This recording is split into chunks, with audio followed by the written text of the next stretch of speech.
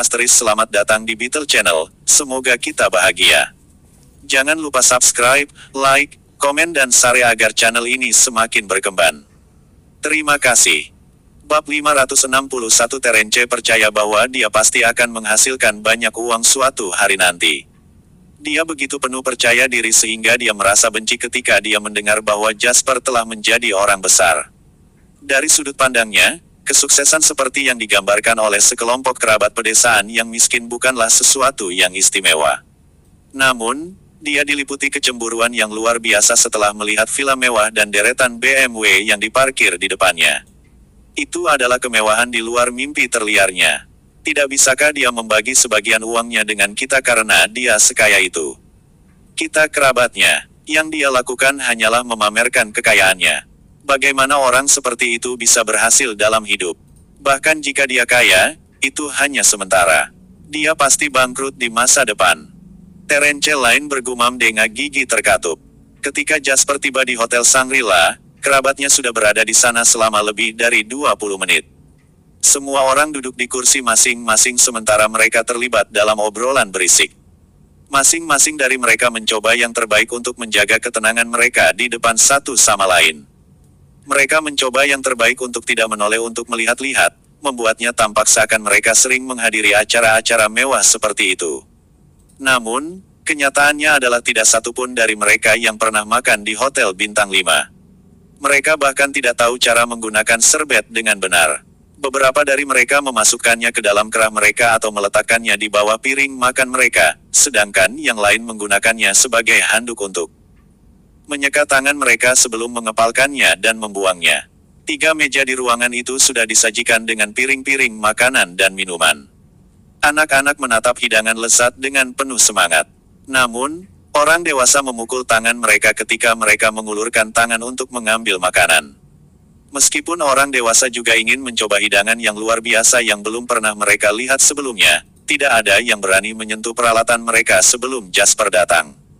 Bahkan sebagai junior belaka, dia memiliki kemampuan untuk membuat semua tertua di keluarganya menunggunya sebelum mereka mulai makan. Ini adalah pesona yang dibawa uang. Jasper masuk melalui pintu masuk. Melihat situasi di ruangan itu, dia tertawa terbahak-bahak. Maaf terlambat, semuanya. Kenapa kalian belum mulai makan? Dia bertanya. Paman Jasper berdiri dan menyambutnya dengan senyum di wajahnya. Kami juga baru saja tiba. Kau datang, Jasper. Sini, duduk dulu, katanya. Jasper melihat ke meja utama. Kursi di sebelah kiri Carson Lane, ayahnya, kosong. Kursi itu jelas miliknya. Jasper terkekeh dan berkata, aku seorang junior, jadi aku harus duduk di samping.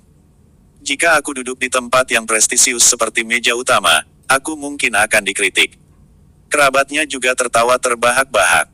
Terence Lane, yang duduk di ujung meja ketiga, menatap Jasper dengan cemburu. Dia mencibir padanya berulang kali di dalam hatinya. Baiklah, semua orang menunggumu.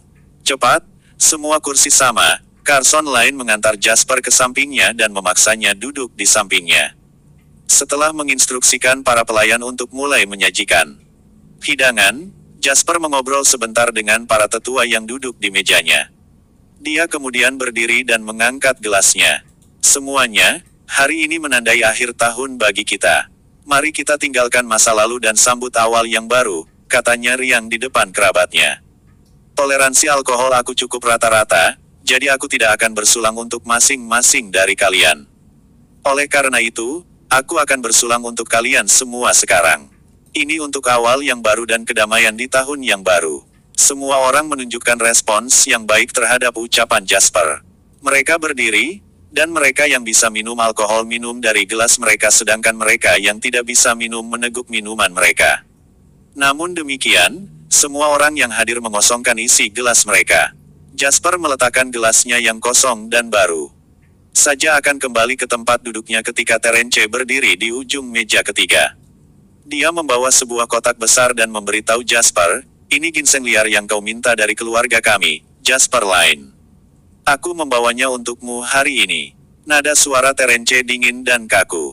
Dia berbicara kepada Jasper tanpa sedikit pun sopan santun. Seolah-olah Jasper memaksa keluarganya untuk menyerahkan ginseng liar itu. Duduk di meja yang sama dengan Jasper, Ekspresi Paman Jasper langsung berubah. Dia hendak menegur Terence ketika Terence mencibir dingin dan mulai berbicara. Sekarang kau kaya, kami bahkan tidak berani mengatakan apa-apa ketika kau mengambil barang dari kerabat miskin seperti kami. Namun, kau sudah memiliki begitu banyak uang. Mengapa kau tidak meminjamkan aku uang? 5 angka seharusnya cukup. Kita semua adalah kerabat. Kau tidak keberatan, kan? Bab 562. Setelah Terence selesai berbicara, suasana di ruangan itu berubah drastis. Perhatian semua orang memuncak saat mereka menatap Jasper dengan mata melebar, menunggu jawabannya. Jasper menjawab sambil tersenyum. Alih-alih menerima kotak itu, dia memandang Terence dan berkata, "Aku menghabiskan sebagian besar waktuku di luar kota setelah lulus. Aku belum kembali dalam waktu yang lama.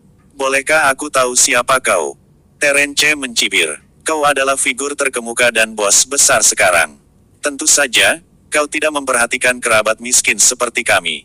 Sangat normal bagimu untuk melupakannya," katanya. "Aku Terence Lane. Aku bisa dianggap sepupumu karena Darrell Lane adalah kakakku." Jasper mengangguk menyadari. "Aku ingat dia punya adik laki-laki. Dia meneleponku belum lama ini untuk memberitahuku bahwa dia bergegas kembali dengan kereta api. Dia mengatakan bahwa dia akan tiba beberapa saat lagi," katanya. Terence merajuk dan berkata, "Semua orang tahu bahwa kakakku akan segera menjalankan bisnis besar. Dia telah mencapai kesepakatan dengan bos dari daerah lain dan dia akan membuka lusinan restoran hotpot di provinsi tahun depan. Tentu saja, kau akan lebih peduli padanya. Lagi pula, kau tidak ada apa-apanya dibandingkan dengan dia setelah rantai restoran hotpotnya mulai beroperasi." Kata-kata menghina Terence menggelitik minat Jasper. Sepertinya Terence Lane belum tahu bahwa dia yang memberi kakaknya dana untuk memulai rantai restoran hotpotnya. Sudahlah, tidak ada artinya membicarakan hal seperti itu. Bagaimanapun, ingatlah ini. Jangan berpikir bahwa kau dapat memandang rendah kerabatmu yang miskin hanya karena kau memiliki sejumlah uang. Kau sangat kaya, tetapi kapan kau pernah memberi kami manfaat apapun? Aku dalam posisi terjepit sekarang. Bersediakah kau meminjamkanku beberapa puluh ribu dolar? Jangan khawatir, setelah kakakku membuka jaringan restoran hotpot, dia akan menjadi bos besar juga. Dia tidak akan menyusahkanmu dengan menolak membayar sejumlah kecil uang sejumlah itu," kata Terence angkuh.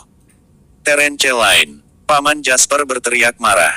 Ada ekspresi canggung dan malu di wajahnya. "Omong kosong apa yang kau bicarakan, bajingan? Minta maaf kepada sepupumu cepat." Dia menegur Terence. Pamannya kemudian berbalik menghadap Jasper. Dia tertawa garing. "Jasper, aku sudah memanjakannya sejak dia masih kecil. Tolong jangan merendah ke levelnya. Aku akan memberinya pelajaran setelah ini," katanya kepada Jasper. Jasper melambaikan tangannya dan menatap Terence dengan seringai ceria. "Berapa banyak uang yang kau inginkan?" dia bertanya. Terence memutar bola matanya. Meskipun kemarahan membara dalam tatapan ayahnya, Terence menjawab dengan keras kepala, "Setidaknya 50 ribu dolar." Jasper mengangguk dan mengambil buku cek dari mantelnya. Dia melanjutkan untuk mengisi cek senilai 50 ribu dolar. "Ambil cek ini. Kau dapat menarik 50 ribu dolar dari bank manapun kapan saja," katanya kepada Terence. "Aku tidak meminjamkanmu uang ini, jadi kau tidak perlu mengembalikannya kepadaku. Aku membeli ginseng liar ini darimu dengan sejumlah uang ini. Dengan begitu, kau tidak usah merasa seperti aku memanfaatkanmu. Bagaimana?" dia bertanya. Terence mencibir dan berkata, "Tidak heran kau sangat pandai menghasilkan uang. Kau memiliki perencanaan yang begitu rapi. Namun, jangan pernah berpikir untuk menggunakan rencana licikmu pada kerabatmu. Ginseng liar ini berusia lebih dari 200 tahun ini adalah harta karun yang nyata. Aku sudah menanyakannya di luar, dan aku mendengar bahwa itu sangat langka sehingga bahkan tidak dapat dibeli dengan uang. Jika kau ingin membelinya, kau harus membayarku setidaknya 100 ribu dolar."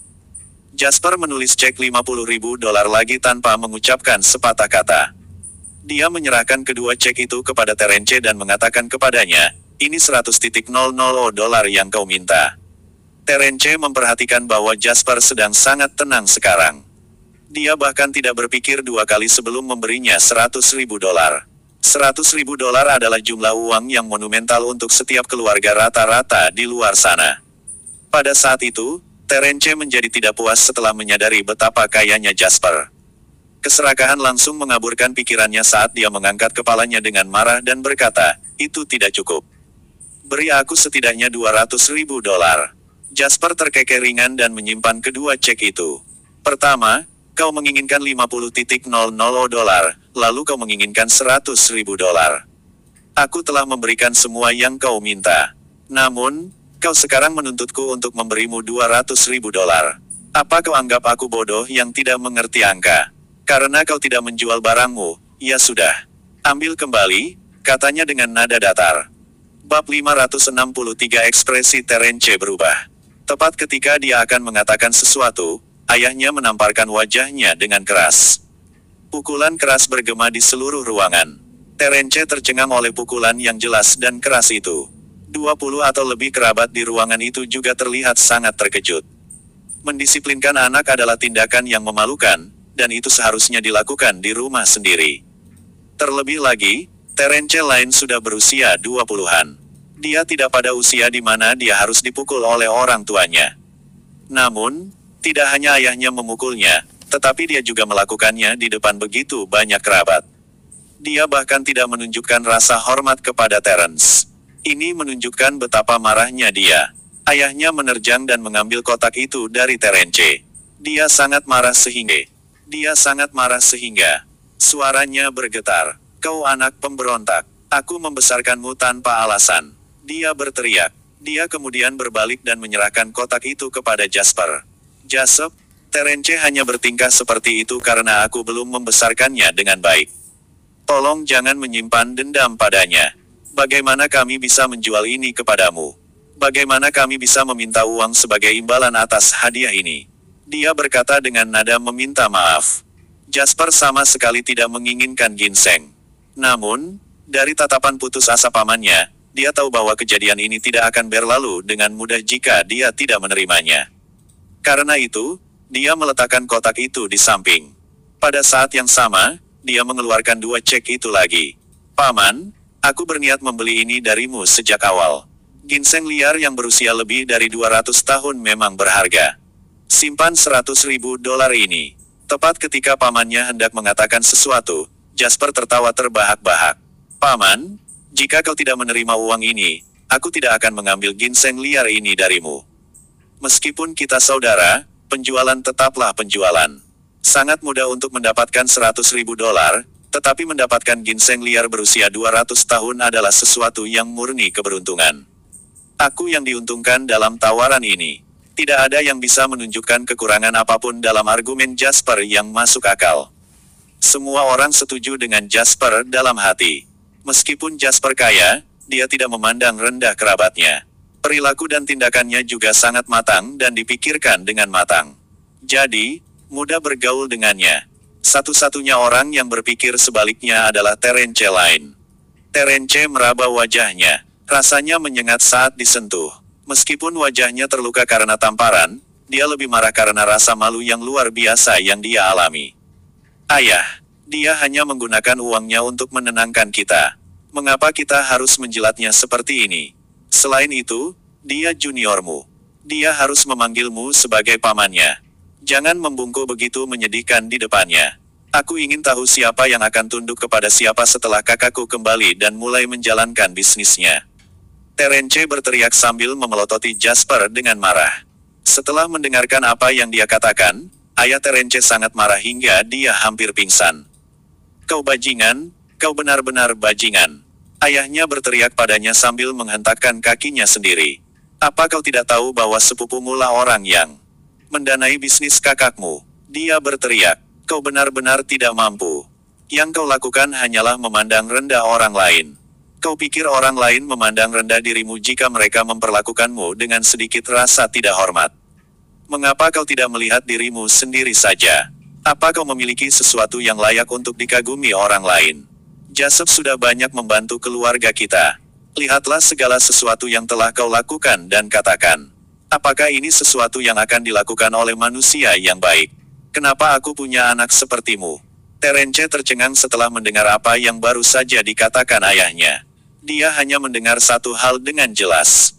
Sumber kebanggaan terbesarnya, bisnis yang akan dimulai kakaknya, didanai oleh Jasper Line. Setelah mengalami keterkejutan dan linglung yang luar biasa, Terence tidak hanya tidak menyesali tindakannya, tetapi kecemburuan dan kemarahan langsung memuncak di hatinya. Kalau begitu, Jasper Line seharusnya memberiku uang. Aku cocok untuk menjalankan bisnis. Aku bisa mendapatkan banyak uang juga. Mengapa kau menawarkannya kepada kakakku, bukan aku? Beri aku $200.000, Jasper Line. Jika kau memberiku $200.000, aku akan melakukan lebih baik daripada orang lain.